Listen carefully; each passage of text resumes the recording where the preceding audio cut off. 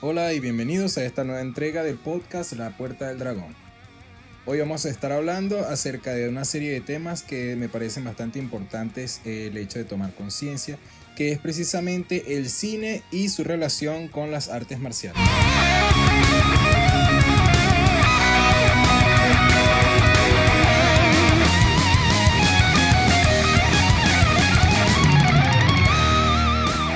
En realidad no sería tanto el cine como todos los medios de comunicación en general.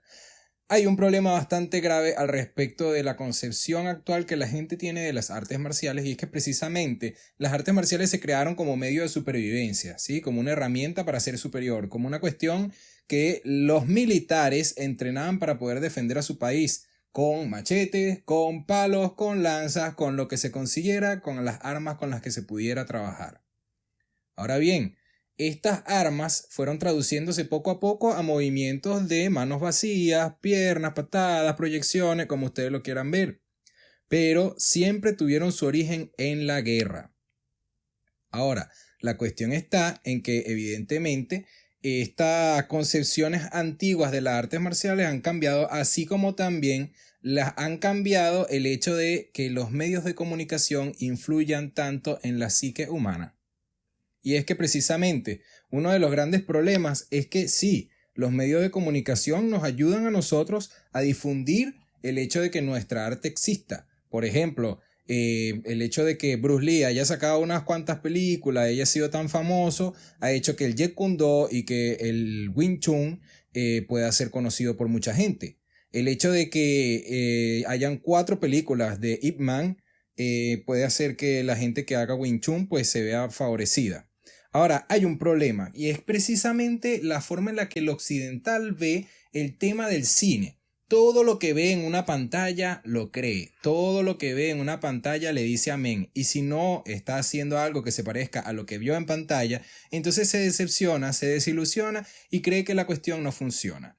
Y ahí es donde está el problema. Precisamente la idea de esto que voy a hablar a continuación es que usted haga introspección, que usted vea hacia adentro. ¿Qué tipo de persona soy yo? ¿Soy de los que me como todos los mojones que me tira el cine? ¿Soy la persona que va a estar pendiente del cine y simplemente va a tener pensamiento crítico? Yo veo las películas de artes marciales a modo recreativo o a modo de instrucción. Y es que sí, puede sonar muy raro, ¿no? Sí, puede sonar extraño que la gente quiera aprender de una película, pero los conozco, señores, conozco un gentío que está así. De hecho, como instructor de Wing Chun, más de una ocasión he tenido que enfrentarme al típico estudiante que llega a mi clase y dice, ¿en cuánto tiempo puedo pelear como Ip Man? El de la película, por supuesto. Entonces ellos creen que pueden, por ejemplo, en la típica película Ip Man número 1, pueden caerse a golpe contra 10 karatecas y van a salir airosos con unos cuantos golpecitos en la cara y ya, y se van a llevar una bolsita de arroz a su casa. Lamentablemente no es así. Y cuando ven que lo mejor que tiene el Wing Chun para ofrecer no es el Lien Wan Choi, esos golpes de metralleta que parecen como una cuestión muy súper rápida por la magia del cine, cuando ven que lo mejor que tiene el Wing Chun no es el Lien Wan Choi, sino que hay otras herramientas y que el Wing Chun se trata de otras cosas y que por lo general las cosas se hacen de una manera bastante diferente a las coreografías que ven en las películas, entonces se desilusiona y dice que eso no es Wing Chun o simplemente empieza a pensar de manera negativa respecto del arte. Entonces, ¿hasta qué punto el cine beneficia las artes marciales y hasta qué punto no? Por ejemplo, hay una serie de películas que se llama Undisputed, que son muy interesantes, de verdad, son súper interesantes. Este personaje boica y vive cayéndose a patada y golpes, etcétera, etcétera, es muy buena, tiene un mensaje muy interesante también, pero las coreografías de combate son súper fantásticas. De hecho, eso no va a pasar nunca. La gran mayoría de los movimientos que hacen son muy acrobáticos y ese tipo de cosas no pasan nunca en combate real. Es el mismo problema que tengo yo con el Wushu contemporáneo, en donde los carajos empiezan a pegar brinco y a hacer vueltica. Hay cosas que no vas a hacer en combate real, que si bien son buenas para que tengas agilidad y flexibilidad y puedas aplicar de repente quizás algo similar al parkour, lamentablemente en combate real tú no vas a estar haciendo un backflip, tú no vas a estar haciendo tantas patadas voladoras y tanta cosa, una 540, la vas a pegar el día en que tu abuela cumpla años otra vez, pero de regreso. Entonces la cosa es muy rara.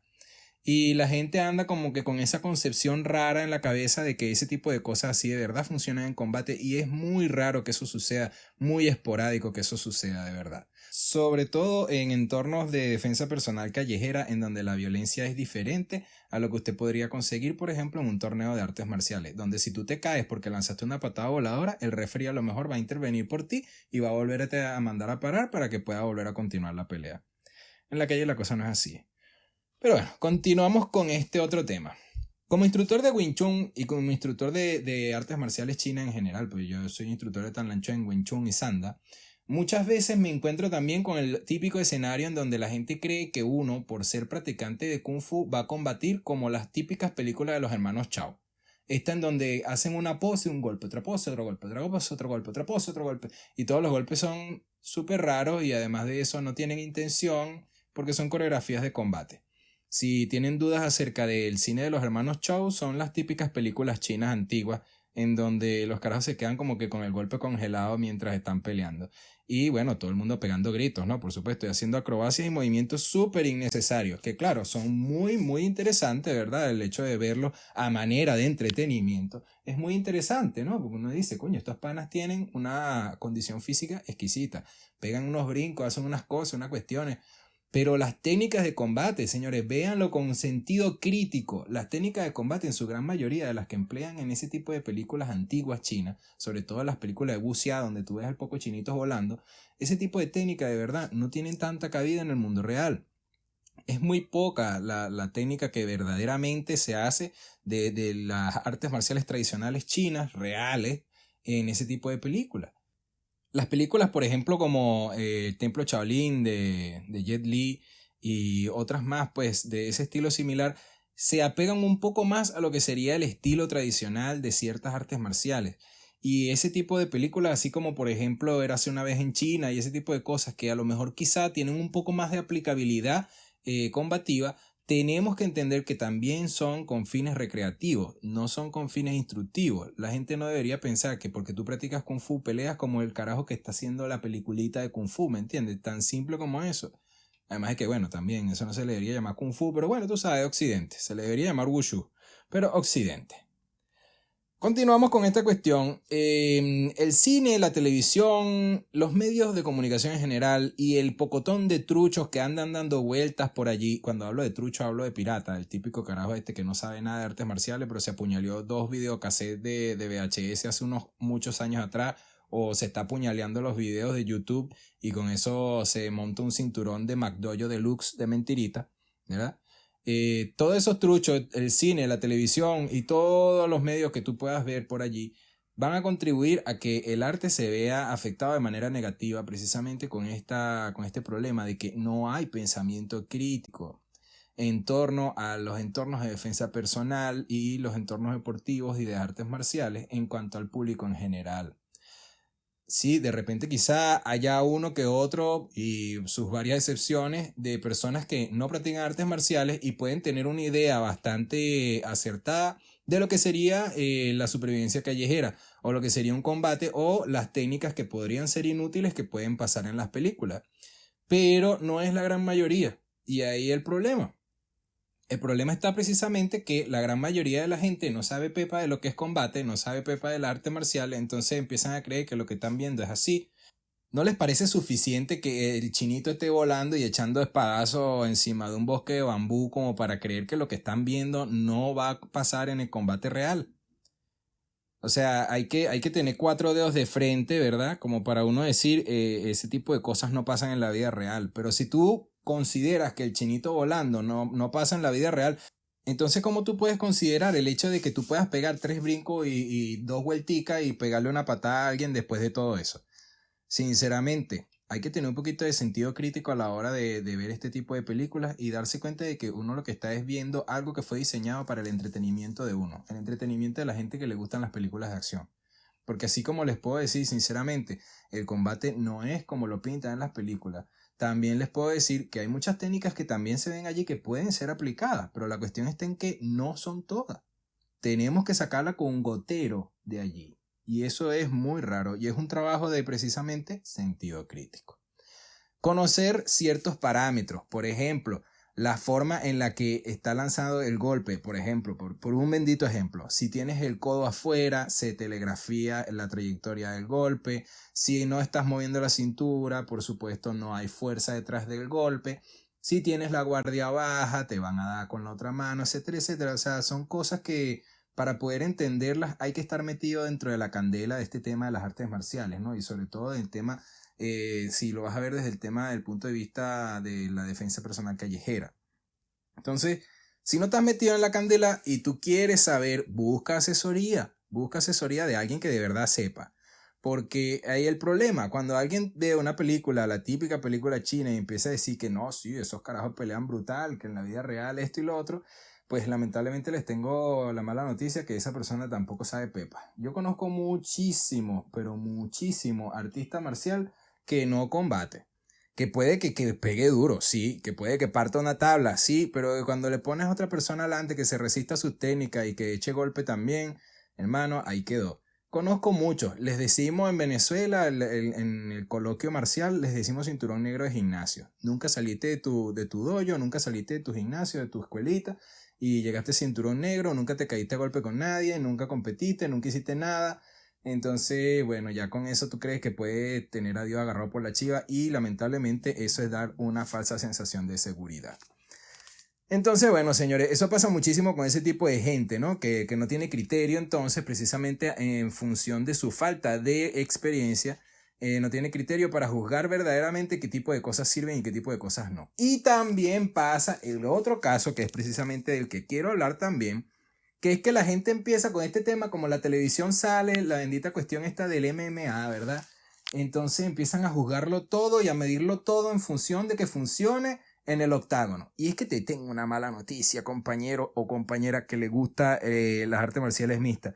Lamentablemente sí, bueno, el octágono es una cuestión muy dura y fuerte y requiere de una alta capacidad física y yo no estoy criticando nada al respecto de los atletas que compiten en ese tipo de cosas, pero es una competencia. Hay reglas bien establecidas, como por ejemplo si tú metes los dedos en los ojos estás en problemas, si tú le metes una patada en los genitales no se puede, golpe en los genitales tampoco, control de pequeñas articulaciones tampoco, etcétera, etcétera. Son muchas cosas las que están prohibidas. Imagínate, no le puedes dar un rodillazo en la cara a alguien que tenga 3 puntos de apoyo en el piso. O sea, son muchas cosas las que están prohibidas y al estar prohibidas tantas cosas, pues entonces estás quitándole y eliminándole elementos de defensa personal callejera a lo que tú estás practicando. Entonces inmediatamente se transforma en un deporte. Además de que, por supuesto, el formato competitivo ya lo transforma en un deporte. Y la deportivización de artes marciales ya la hemos hablado anteriormente. Y, por supuesto, no está mal practicar deportes si estamos claros que somos deportistas. Y que de eso quizá nos sirva en la calle, pero es otro tema distinto, otro contexto. Sí, bueno, no quiero andar otra vez dando vueltas en los mismos temas que habíamos hablado anteriormente, pero justamente como toca el tema de la producción multimedia, el tema de la televisión y el MMA, entonces tenemos que entender también, esa gente que todo lo quiere medir con la varita de que esto no funciona en el octágono, también carece de alta, pero, o sea, una cantidad horrible de sentido crítico. ¿Por qué? Porque el octágono que tiene que ver con la realidad. El hecho de que sea un deporte sangriento no quiere decir que sea verdaderamente efectivo en la calle. A esas personas tú le sacas un cuchillo y son tan vulnerables como cualquiera de nosotros. A esa persona tú le metes un batazo y le va a doler tanto o más como a cualquiera de nosotros. Entonces, lamentablemente es otro contexto. Además de que estamos hablando 1 contra 1. Entonces imagínate en la calle que pueden ser 3 contra 1, 5 contra 1, 10 contra 1. Es otro tipo de contexto, otro tipo de condiciones. Entonces tenemos que entender también, muchas de las técnicas de MMA están fundadas en ese tipo de deporte como tal. Y al estar infundada en ese tipo de deporte, al estar diseñado para eso, entonces no se ajusta a otros contextos tan fácilmente. Por ejemplo, tú te pones a hacer rolling de piso en la calle y vas a quedar despellejado. Porque en el piso, o sea, una cosa es que tú sepas hacer rolling en tatami, otra cosa es que lo hagas en concreto. Una cosa es que tú le caigas a golpe y dejas al otro loco dormido en un octágono, a que tú quieras hacer eso en la calle. Hay muchas variables que van a jugar a tu favor o en tu contra, entonces no se consideran. Por ejemplo, una de las cosas que tienes que tomar en cuenta en la calle, que siempre tomamos en cuenta la gente que trabajamos en este tema de la defensa personal callejera y urbana, es que la retracción existe y entonces tenemos que estar pendiente de que cuando vayamos a hacer cualquier cosa, la persona va a recoger sus manos, va a recoger sus piernas, va a tratar de protegerse. O de repente también el hecho de que tengamos la guardia con las piernas demasiado abiertas, porque también estaríamos expuestos a golpes a los genitales.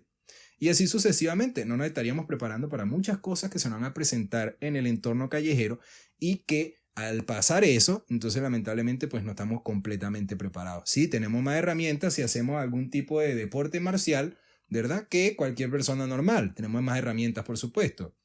Una persona fácilmente puede llevarse por los cachos a cualquier inexperto en las artes de combate en la calle feliz. 2, 3 de ellos incluso. Y lo he visto múltiples videos en donde boxeadores le dan un piña a un gentío y los dejan dormidos. Pero la cuestión está en que tuvieron mucha suerte, el contexto en el que estaban les favoreció, etcétera, etcétera. Pero verdaderamente preparados al 100% no está mucha gente. ¿Por qué? Porque, por ejemplo, un boxeador que ve, por ejemplo, de defensa en contra de una persona que tiene una botella trizada en las manos.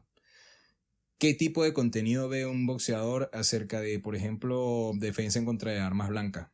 Y ese tipo de cosas, porque es que precisamente no es su deporte, no es su área. Entonces no podemos juzgar, por ejemplo, si vemos en la televisión, no podemos decir, por ejemplo, es que estos carajos no saben nada porque entonces si alguien les tira una patada, ellos no van a saber cómo reaccionar. Tampoco podemos decir eso, eso también es una falta de pensamiento crítico. Tú no estás al tanto de qué puede hacer esa persona, tú no sabes cómo puede reaccionar al respecto de una patada. Y sí, por supuesto, a lo mejor en su deporte no se preparan para defenderse en contra de patadas, pero este tipo de gente también estamos hablando de gente aguerrida, estamos hablando de gente que tiene mucho conocimiento del movimiento de las manos y el torso.